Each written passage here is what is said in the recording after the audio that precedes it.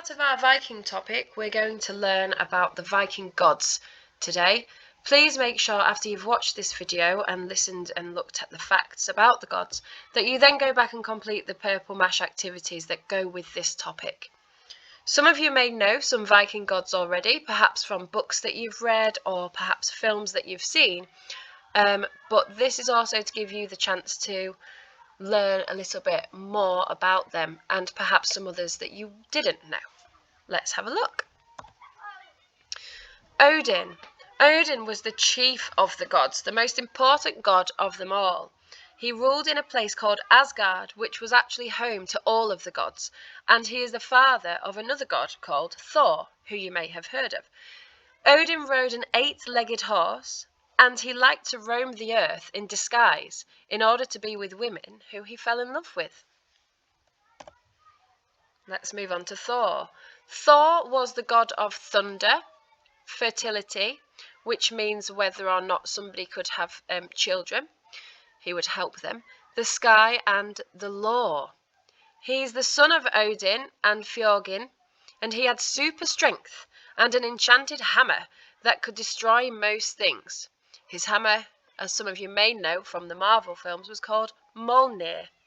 He was the most popular god as he has a good heart, and he is a relative of another god who we'll find out about called Loki. So that is Thor, the god of thunder. Loki. Loki was known as a naughty god who lied and betrayed the other gods. So he was therefore the god of mischief and chaos. Wherever he went, he caused a lot of mischief and chaos. It was said that his relationship with Thor was a rather strange one. So perhaps think about what kind of relationship that means that they had. Thor being the god of thunder and probably the most loved god, and then Loki the god of mischief and chaos.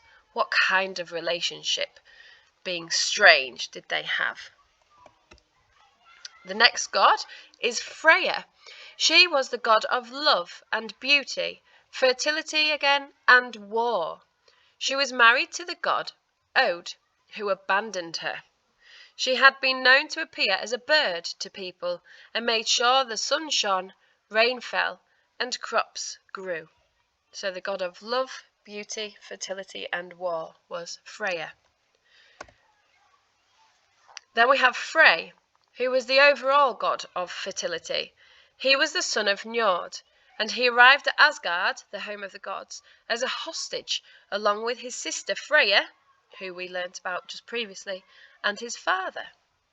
So far we have had Odin, Thor, Loki, Freyja, and Frey. As part of your task on Purple Mash, you will see a worksheet. When you open that worksheet, you can actually use the writing tools or the drawing tools to create your own god or to write about your favourite god, of which we've just seen.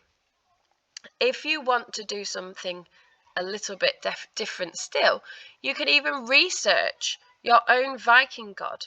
So perhaps a god that we haven't learnt about in this lesson, and you can research about them and perhaps pop that information into your activity. It's up to you.